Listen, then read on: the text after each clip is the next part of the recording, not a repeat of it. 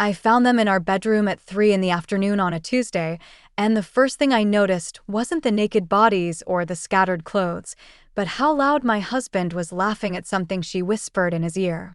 22 years of marriage, and I had never heard him laugh like that with me.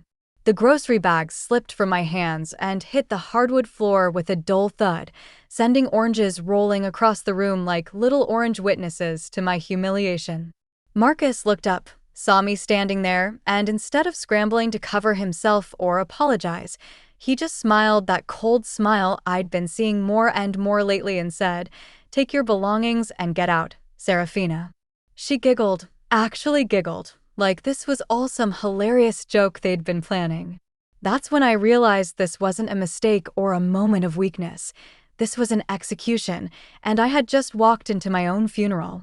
My name is Serafina Moreau, and for the past 15 years, I had been the head accountant at Meridian Financial Services downtown. Every morning at 7:30 sharp, I would walk through those glass doors carrying my black leather briefcase and a travel mug of coffee that had gone cold during my 40-minute commute from the suburbs. The reception desk always had fresh flowers on Monday mornings, and I knew every security guard by name. They called me Mrs. M, and I liked that. It felt like respect. At home, our house on Elmwood Drive looked perfect from the outside.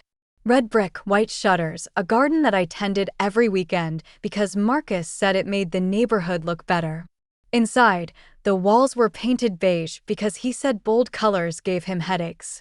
The living room had his leather recliner positioned directly in front of the 75-inch television, and my reading chair tucked in the corner where the light was never quite right. I used to teach high school mathematics before we got married. Numbers made sense to me then, and they still do now. There's something clean about equations. Everything has to balance, or the whole thing falls apart. I kept my teaching certificate current, just in case, though Marcus always laughed when I mentioned it. He would say the world had moved on from blackboards and that teenagers today would eat me alive. Maybe he was right, but I never stopped believing that some things in life should add up properly. If this story hits home, make sure you're subscribed. We tell these for a reason. The changes started small, the way poison works. 3 years ago, Marcus began staying late at his insurance office twice a week, then 3 times, then most nights. He said the real estate market was booming and everyone needed coverage. When I suggested we celebrate his success with dinner out, he would yawn and say he was too tired to sit through a meal somewhere noisy. But he never seemed tired when his phone buzzed with text messages that made him smile. I remember the night I cooked his favorite pot roast, the one that takes 4 hours and fills the whole house with the smell of herbs and wine. I set the table with our good dishes, the ones from our wedding that we never used anymore. When he came home at 10:15, he looked at the cold plate I had wrapped in foil and asked why I bothered cooking real food when we had a perfectly good microwave. Then he grabbed a beer from the refrigerator and went upstairs to watch television in our bedroom. I sat alone at that dining room table and ate pot roast by myself, listening to the laugh track from whatever show he was watching above my head. The second blow came 6 months later at the company Christmas party. I had bought a new dress, navy blue with small silver buttons down the front. Nothing too flashy, just something that made me feel like the woman I used to be before I became invisible. Marcus barely looked at me when I walked downstairs, but I caught him staring at Jennifer from his office all night.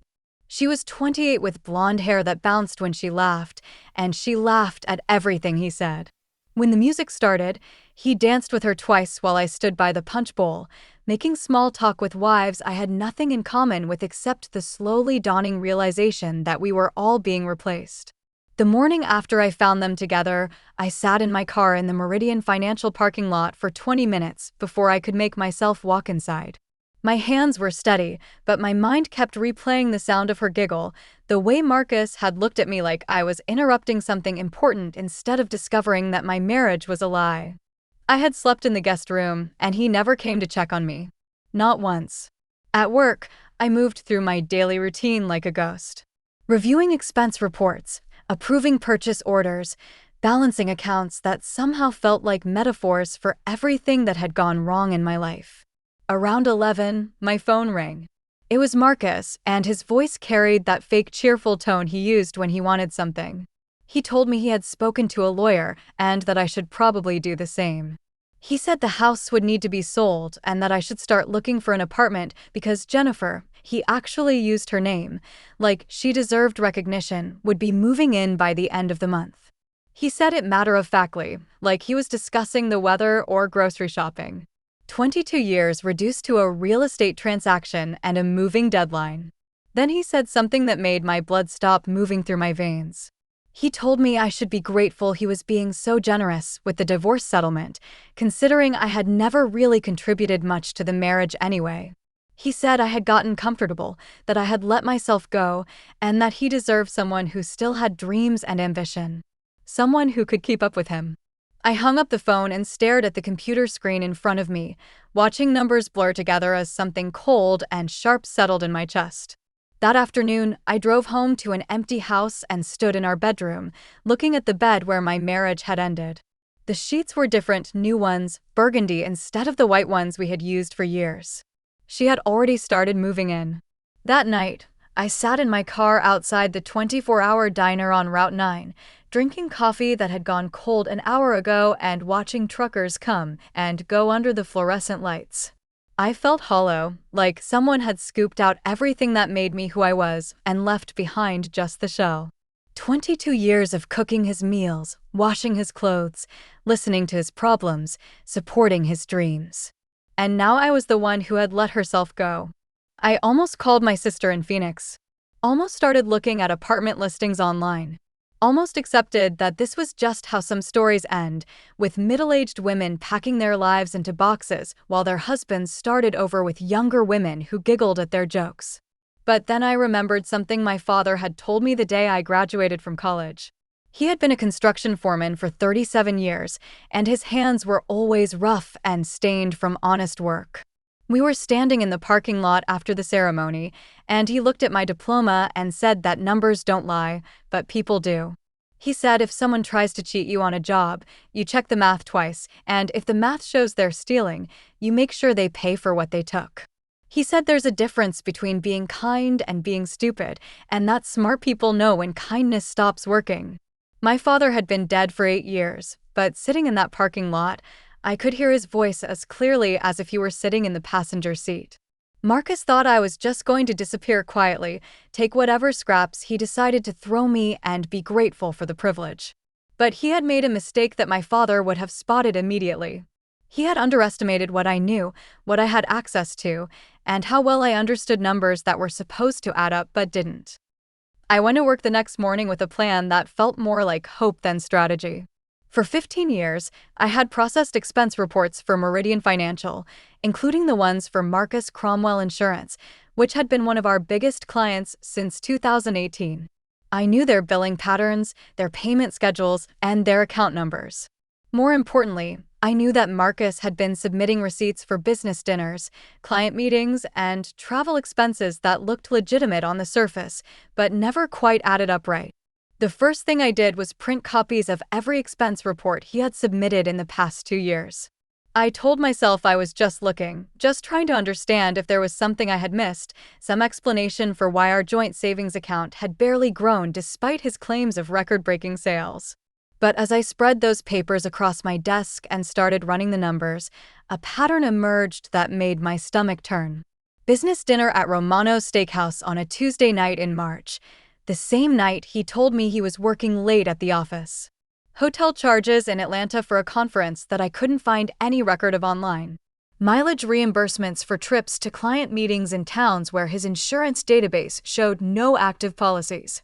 Either Marcus was the worst businessman in the state, or he had been stealing from his own company to fund an affair that had been going on much longer than I thought. My first mistake was moving too fast.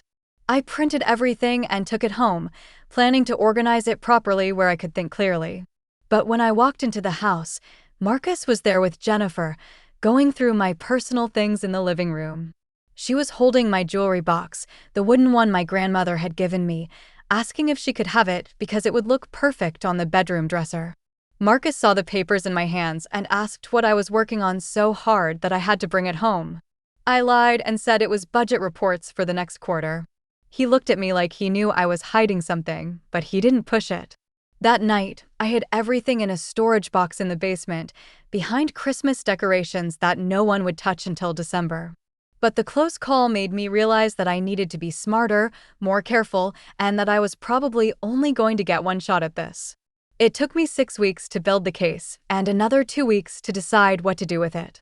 The evidence was overwhelming. Marcus had been billing his company for fake business expenses totaling just over $47,000 in the past 18 months. Every fraudulent dinner coincided with nights he claimed to be working late.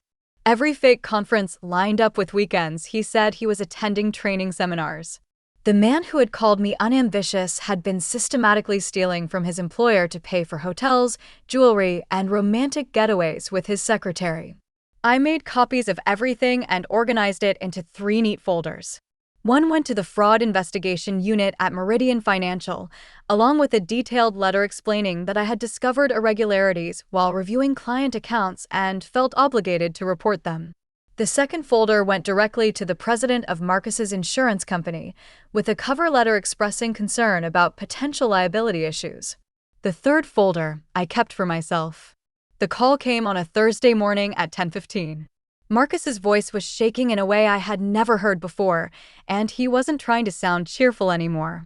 He asked if I knew anything about an investigation into his expense reports, if anyone at my company had been asking questions about his accounts. I told him I didn't know what he was talking about, which was technically true. No one had asked me anything. I had volunteered everything. By noon, he had been escorted out of his building by security. By 3 o'clock, Jennifer had called in sick and stopped answering her phone. By the end of the week, the local newspaper ran a small story about insurance fraud charges being filed against a longtime businessman in the community. They didn't mention the affair, but they didn't need to. Everyone who mattered already knew. The divorce proceedings became much simpler after that. Suddenly, Marcus was very interested in settling quickly and quietly, without depositions or detailed financial discovery. His lawyer suggested that I had been more than generous in my demands, and that Marcus should accept my terms before I changed my mind. I didn't change my mind, but I didn't hurry either. I let him sit with the uncertainty for 3 months while his criminal case moved through the court system. 6 months later, I was sitting in my new apartment on Oak Street, drinking coffee from a mug that belonged only to me and watching the morning sun come through windows that faced east instead of west. The apartment was smaller than the house, but everything in it was exactly where I wanted it to be. No beige walls, no compromises, no television dominating the living room like an altar. I had quit my job at Meridian Financial and taken a position teaching mathematics at Jefferson High School. The principal had been thrilled to find a certified teacher with real-world accounting experience, and I was surprised to discover that I remembered how to make quadratic equations interesting to 16-year-olds. The teenagers didn't try to eat me alive. Most days, they just wanted someone to explain things in a way that made sense, and I had always been good at that. Marcus had pled guilty to embezzlement and received 2 years of probation, plus full restitution to his former employer. Jennifer had found a new job in another city, and according to mutual acquaintances, they were no longer together. Apparently, love loses its shine when it's built on lies and criminal charges. The house on Elmwood Drive sold quickly, and my half of the proceeds had been enough to buy the apartment outright and set aside money for the future. Some evenings, I would walk through the neighborhood and see couples working in their gardens or sitting on their front porches, and I would wonder if they were happy or just good at pretending. I didn't feel bitter about it anymore, just curious. The anger that had burned in my chest for months had cooled into something steadier and more useful, the knowledge that I could trust my own judgment, that I could solve problems when I needed to, and that some equations balance perfectly when you remove the variable that was causing all the trouble. 3 years later, I still teach at Jefferson High, and I still live in the apartment on Oak Street. I have a small garden on my balcony where I grow herbs and tomatoes, and every Sunday I make myself a proper dinner with fresh ingredients and good wine. Sometimes I eat by candlelight, not because I'm lonely, but because I can. My students ask me sometimes why I never remarried, why I don't date, why I seem so content living alone.